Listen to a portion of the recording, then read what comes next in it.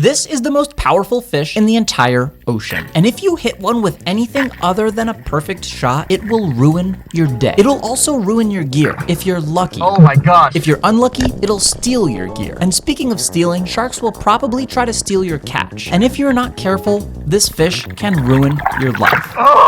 This is a story about how not to catch a dogtooth tuna. Right now, I'm 75 feet deep, floating in the middle of a giant school of doggies. This right here is a spearfisherman's wet dream. Dogtooth tuna are named after their impressive set of teeth, but they aren't famous for their teeth. They're famous for their power. Here's an example of that power. This big inflatable float has a 100-pound doggy on the other end of this rope. And as you can see, that fish has no problem pulling my giant float underwater as if it were a bath toy. Here's another example of how powerful these things are. But I need to warn you, this clip is going to be extremely painful to watch.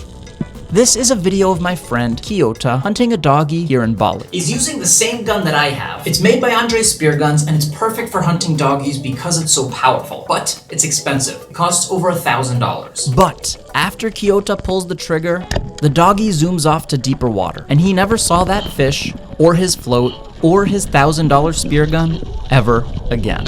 His YouTube channel is linked below. Oh, and one more thing. Dogtooth tuna are usually found in shark-infested waters, but more on that later in the video. In order to successfully land a doggy, you need to be smart and lucky. In an ideal world, you place a good shot into your tuna. It doesn't get tangled on the bottom of the ocean, sharks don't attack it, and you're able to place a clean backup shot right through its brain. But in this story, none of those things happen. I am neither smart nor lucky. To understand exactly how you're supposed to hunt these fish, let's take a look at this school of doggies one more time. For the record, the doggy I just speared isn't even that big, but it's extremely important to have a float attached to your spear when you're hunting dogtooth tuna, even for the small ones. You already saw how powerful these things can be, and normally when you shoot one, you're in pretty deep water. Literally. But if you shoot one with a reel attached to your spear gun rather than a float, like I'm about to do here, you're in pretty deep water figuratively as well.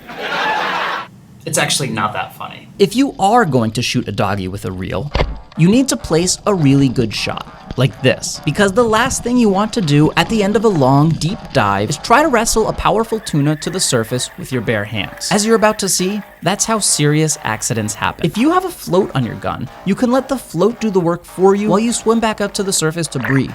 But if you don't have a float attached to your gun, like me, then you become the float. Or rather, your lungs do, which is not ideal, considering that the puny little lungs of a human are nothing compared to these giant floats, which are nothing compared to a powerful tuna. Okay, so I've placed a bad shot into this doggy around 80 or 90 feet deep without a float attached to my gun, and obviously it's swimming away with all of its might. Before I even reach the surface, the line on my reel has already run out, meaning that I am now fighting the fish. I am the float. But there's one more detail I forgot to add. The current here is ripping. Imagine the rapids of a powerful river. That's what we're dealing with here. Luckily, this is a pretty small doggy, so I'm able to yank it away from the ocean floor without getting dragged under by the fish. Yet. If it were even a little bit bigger, like this one, it would have easily ripped the spear gun from my hands by now. But all of a sudden, the line gets extremely taut, which is exactly what I'm afraid of. I think it's stuck.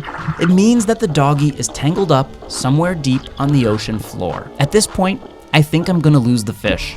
And I think I'm gonna lose my spear that's attached to the fish. And although I don't know it yet, a shark is currently down there with my tuna, eating it alive. Also, my dive buddy is about to get seriously injured while trying to help me. In the next few minutes, he's gonna be coughing up blood, all because I stupidly placed a bad shot into a tuna without a float. Right now, I'm wishing that I had exercised a little more self-control and hadn't pulled the trigger. Okay. Let's pause the video for just a moment. I have two passions in life. The first one is spearfishing, obviously. But you might not know this, I'm also extremely passionate about phone chargers. So when Anker reached out to sponsor this video to promote their new charger, I obviously said yes. The Anker 521 charger Nano Pro is a similar size to the original iPhone 20-watt charger, but it has double the power, and it has dual port fast chargers, meaning you can fast charge your iPhone 13 and iPad or AirPods at the same time without cluttering up outlets with multiple chargers. I am desperately in need of this because this is what my outlets currently look like. Anyways, this Anker 521 charger is the upgraded version of the popular Anker 511 charger. It supports a 40-watt max output, which offers enough power to charge your MacBook Air at full speed when charging with a single port. So basically, the Anker 521 charger is more powerful than the Apple charger. It's pretty much the same size, and it has 2 ports instead of just 1. And it's 3 times faster than the original 5-watt Apple charger. You can charge an iPhone 11, 12, 13, or the Pro Max from 0% to 20% in just 12 minutes. And it's equipped with Anker's all-new Active Shield safety system, which offers enhanced protection for you and your phone while charging. If you're interested in getting one of these chargers, hit the link in the description below, and thanks again to Anker for sponsoring this video. Okay, so the fish is tangled up on the bottom and the current is pulling us away fast. Luckily, the boat captain comes over just in time to pick us up and bring us up current. We try to pull the line from the boat, but it won't budge. So my buddy decides to dive down and try to untangle it by hand. And this is where things really start to go wrong. I shot the fish at around 80 or 90 feet deep, but it swam even deeper. Now it's over 100 feet deep. Normally, I can dive to 100 feet without a problem, but not today.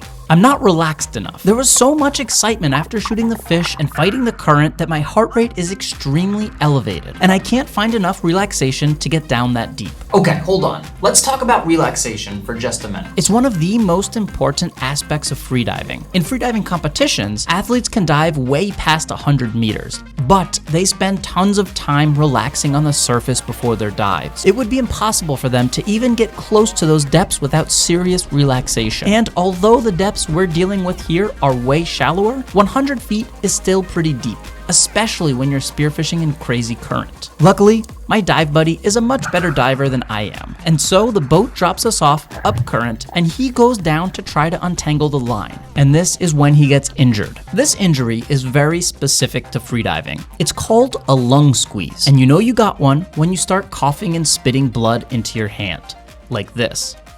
To understand exactly what happened to his lungs, you need to first understand the crazy amounts of pressure that your body is put under when diving deep. Remember how I mentioned that I couldn't dive that deep because I wasn't relaxed? Well, relaxation isn't just necessary to freedive well, it's also necessary to freedive safely. Let's take a look at this clip of Adam Stern, one of the deepest freedivers in the world. As I mentioned, there are huge amounts of pressure underwater. It's why your ears hurt when you go to the bottom of a swimming pool, because the air in your ears is getting compressed by the water pressure. And the deeper you go, the more that pressure builds up, which is why you need to blow air into your ears on the way down. But your ears aren't the only things that are affected by that pressure.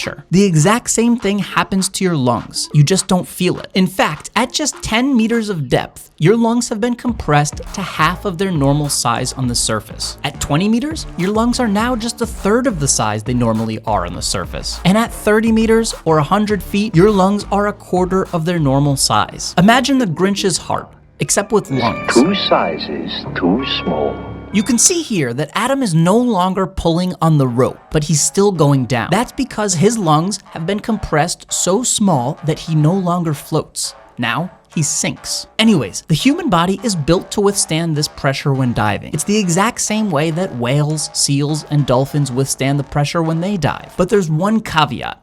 You need to be relaxed, because when your lungs are that compressed, they become very fragile. And if you're not relaxed, you're tense. And when you tense up in deep water, the water pressure will squeeze and scar your lungs. And so, while my buddy is down there, over 100 feet deep, with his lungs compressed to a quarter of their normal size, fighting the current, trying to untangle the line, and maybe even looking around for that shark that was eating the fish, he got a lung squeeze. We realized this when we were back on the boat and he coughed up blood into his hand. But he was successfully able to untangle the line, and the boat captain finally pulls the half-eaten fish up from the depths. When you get a lung squeeze, you're not just done diving for the day. You can't dive again for weeks, at least. In Bali, this is how you transport fish, via motorbike. Take a look at these marks on this fish. There was obviously a shark involved here, but these squiggly lines don't really look like shark teeth to me. There's no way of knowing for sure what animal did this, but I have a theory. See these other tuna here and here that were swimming next to the one that I speared? Well, I think that they came back around to check out their buddy that was getting eaten alive and tried to take a few bites for themselves as well. If you have a better theory of what those weird teeth marks are, please let me know in the comments. I'm extremely curious. Anyways, after the shark ate some, and after my cats ate some, and after my dog ate some, it was finally my turn. And it was delicious. Okay, to end this video, I want to show you the spear gun that I used to spear that tuna. Notice anything different? I took the reel off. From now on, I'm gonna be using that float. The world's biggest freediving festival is going to be here in Bali from July 2nd to 9th. It's called Deep Week. There'll be hundreds of freedivers and hundreds of instructors, including some of the deepest freedivers in the entire world. It's hosted by Australian freediving champion Adam Stern, this guy, who we talked about earlier in the video. There'll be freediving seminars, freediving courses, I'll be giving some spearfishing seminars, and I'll be doing guided spearfishing trips out to these famous bamboo rafts. If you wanna learn how to freedive, how to spearfish, or if you just want to improve your skills and meet other like-minded people, hit the link in the description to learn more.